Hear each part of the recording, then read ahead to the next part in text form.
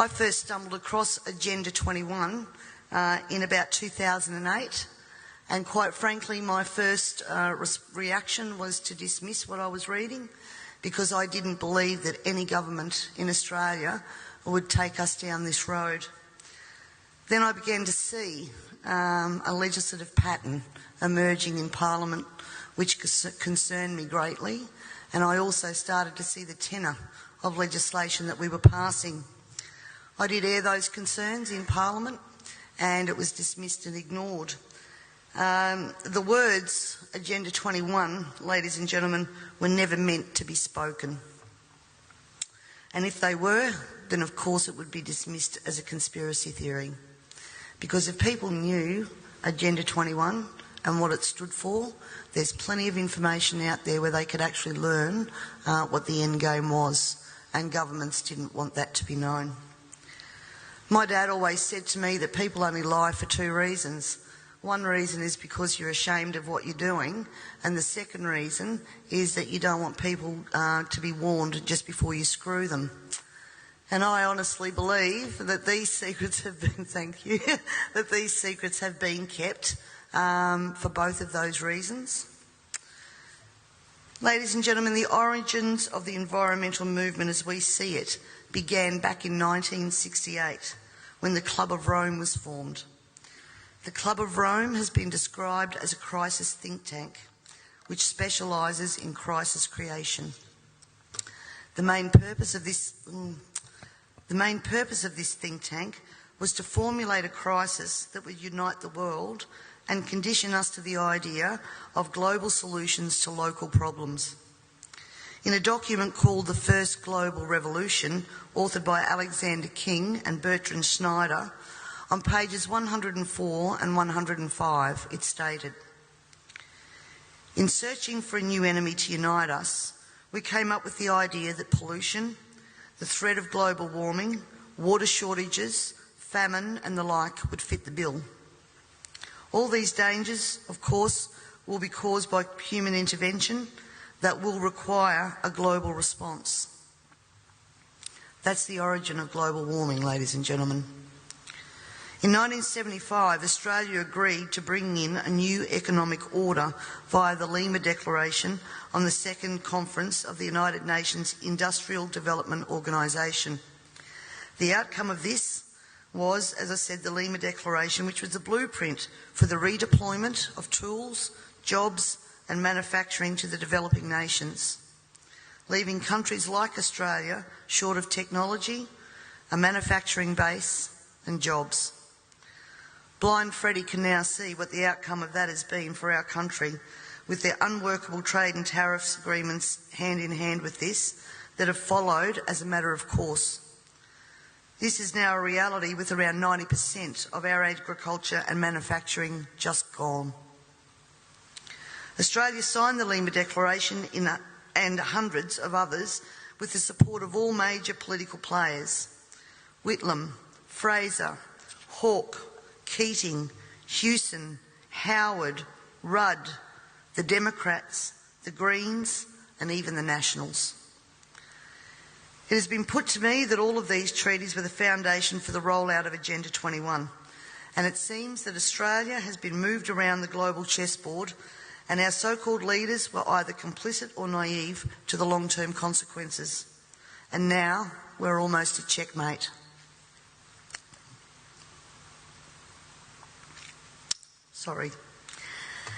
In 1992, the former President of the United States, George Bush Sr., said, "Effective execution of Agenda 21 will require a profound reorientation of human society, unlike anything the world has ever experienced. A major shift in the priorities of both governments and individuals, and an unprecedented redeployment of human and financial resources. This shift will demand that a concern for the environmental consequences of every human action will be integrated into individual and collective decision-making at every level."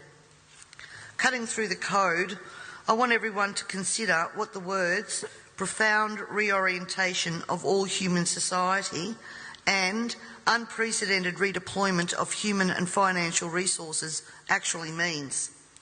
For everyone here tonight not familiar with Agenda 21, I would suggest that this is the beginning of your learning curve, not the end.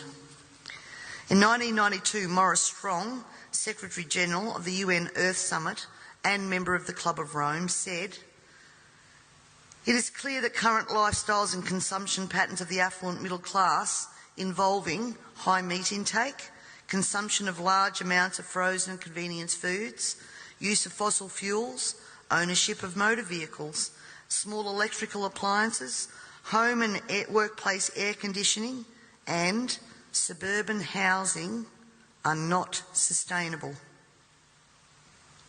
Put those statements together with the previous one, and it must become clear that Agenda 21 is about controlling every aspect of our lives: how we eat, what we eat, how much we eat, how we move around, food production, the amount of food, and where we even live. Dixie Ray, former Washington State Governor and Assistant Secretary for Oceans and International Environmental and Scientific Affairs, stated, "Agenda 21 seeks to establish a mechanism for transferring the wealth from citizens to the third world. Fear of environmental crisis would be used to create a world government and UN central direction." From a report in the 1976 UN's Habitat 1 conference, land cannot be treated as an ordinary asset, controlled by individuals and subject to the pressures and inefficiencies of the market. Private land ownership is also a principal instrument of accumulation and concentration of wealth, therefore contributes to social injustice. In other words, ladies and gentlemen, if you work hard and you exercise good financial management and invest in property, you are contributing to social injustice. In a report from the President's Council on Sustainable Development, we need a new collaborative decision process that leads to better decisions, more rapid change, and more sensible use of human, natural and financial resources in achieving our goals. And at the same time, Harvey Reuven, Vice Chair of the Wildlands Project, says individual rights will have to take a back seat to the collective. J. Gary Lawrence, Advisor to President Clinton's Council on Sustainable Development, participating in a UN-advocated planning process would very likely bring out many of the conspiracy-fixated groups and individuals in our society, and here we are. This segment of our society, who fear one world government and UN invasion, through which our individual freedoms will be stripped away, would actively work to defeat any elected official who joined the conspiracy by undertaking Agenda 21. So we will call our process something else. We will call it comprehensive planning or growth management or smart growth. We ended up with sustainable development. The redeployment of human and financial resources has now become visible to us all via the cut to services and programs to assist the sick, the young, the elderly, and of course the creation of another level of poverty now identified by the term the working poor. I was speaking to a person last week and he said to me, if Hitler was still around, he'd be sitting back thinking, I didn't need bullets for a global takeover. And he'd be right. We see daily cash grabbing via new taxes called levies, supposedly because we are cash strapped in this state, and at the same time see big project spending that does not fit with the message that we are in financial crisis. But we the people have to tighten our belt, while the government seems absolutely unaware and unconcerned of the amount of debt that it is accumulating. This in turn means that taxes, levies, fines and other penalties increase, as well as the cost of living rising exponentially, and the ordinary citizen's ability to exist well is compromised with almost every law that we pass. We're constantly paying for so-called services that we don't receive. This is wealth redistribution at the grassroots level, redeployment of financial resources ensuring only hardship for the citizens who just really want to get on with their lives. The Parliament has also ventured into the rights of people to own and retain their property and manage it without government interference. In particular, the laws around, as Peter said, water allocation, natural resource management, the Native Vegetation Act, Development and Planning Act, which are all equally toxic to our food producers as they are to our long-term security, we city dwellers. Everyone needs to remember we all pay a natural resource management levy on our tax rates. So this is not just going to affect the food producers. The intrusions into our property that Peter was talking about that land producers are going through will roll out into the suburbs and into the city because they have the authority to do that.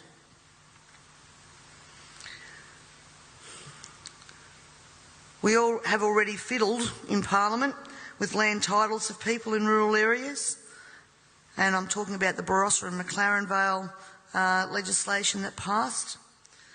And the buzzwords used to justify that was heritage status. At the same time that our right to own and manage our land, have access to water, produce adequate food to ensure that our only option is not to consume often toxic and substandard food from places like China, this government has been working overtime to take away our rights to common law through many pieces of legislation. Common law is what guarantees us an ability to correct injustices. This coming year, I promise you, you will also hear debate over a number of pieces of legislation that will further erode our common law rights. And you have to get behind me on this, ladies and gentlemen, to stop this from going through. As Agenda 21 became more and more apparent to me, I began using the line in Parliament, the government was now declaring war on its own citizens. And that goes back as far as 2008. This, of course, led me to being labelled a conspiracy theorist. But here we are now, openly talking about Agenda 21 and the ramifications we will see in a short period of time if this is not stopped in its tracks. Let me just say that I often hear we cannot stop what is happening. Two-party preferred system, vote Labor, vote Liberal, what does it matter? And in fact, that's probably true for the House of Assembly, because that's where government's formed. But ladies and gentlemen, here in South Australia we have the Legislative Council, the House of Review. And my friends, that is where the true power does lie. And the last thing that governments want you to understand is that no matter who is in power, the Legislative Council is there for checks and balances. And when the Legislative Council isn't overly influenced by the major parties, legislation can be blocked.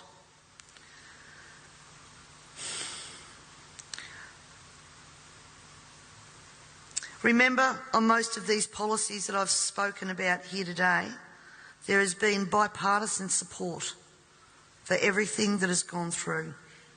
When the major parties join together, then the crossbenchers and minor parties, basically our vote is null and void. The way to avoid that is to make sure that when the major parties do join together, they don't have the numbers. For way too long now, we the people have been asleep at the wheel, and it is time to wake up and participate in the democratic process. And to do that, you need to understand the parliamentary and political system that you are trying to rein in. In 1972, the Club of Rome published the alarmist Limits to Growth document, warning of worldwide overpopulation, the need for sustainable development. This was the beginning of the slow process of social engineering and programming people to accept that the planet is struggling to sustain life. On the 8th of October 1973, the New York Times reported a quote from Ted Turner, also Club of Rome. The social experiment in China under Chairman Mao's leadership is one of the most important and successful in human history. In 1987, Mikhail Gorbachev, also a member of Club of Rome, said, "We are moving toward a new world order, the world of communism, and we shall never turn off that road." He also quoted in 1996 Monetary and Economic Review on page 5, The environmental crisis will be the international disaster that will unlock the New World Order, one world government. In 1992 came the Earth Summit, which produced the document called the Earth Charter. This document was co-written by Maurice Strong, long-time globalist, elitist, member of Club of Rome, and Mikhail Gorbachev. Both Strong and Gorbachev stated that it was hoped that this document would be adopted as the new 10 Commandments, with environmentalism as the new one world religion. Out of this summit came Agenda 21. Ted Turner, who was also a member of the Club of Rome, was quoted as saying in 1996, "The total population of 250 to 300 million people is ideal. That means a reduction of 95% from present levels would be even more ideal. Anyone who abhors the China one-child policy is simply a dum-dum." In 1998, the Baltimore Sun reported on July the 7th, most of Ted Turner's first donation to the UN of $22 million went to programs that seek to stall population. Another goal of the depopulation process is that the upcoming generation will submit to sterilisation to save Mother Earth. Ladies and gentlemen, everything I've said here tonight can be verified by document searches, and it is now time for us all to take off our blinkers and encourage our neighbours to take off their blinkers. And it's also time for you to demand that every person you elect fully understands this policy that is being rolled out via local, state and federal government at a concerning rate. We're not talking about decades, we're talking about only years before this is fully implemented. And every day another law is passed, is introduced to produce the endgame of Agenda 21 being fully implemented. So the question that Lord Monckton asks, carbon tax, climate change and Agenda 21, can democracy survive all three? Needs to be answered, and answered now. And you need to find out from your elected members what they know of Agenda 21, and if they don't know it, educate them. And if they don't know it, then push them to understand what they are voting on in Parliament, because this is crossroads. I thank you all very much for your time and for your attention, and I would now like to take the opportunity to introduce Lord Christopher Monckton. Thank you.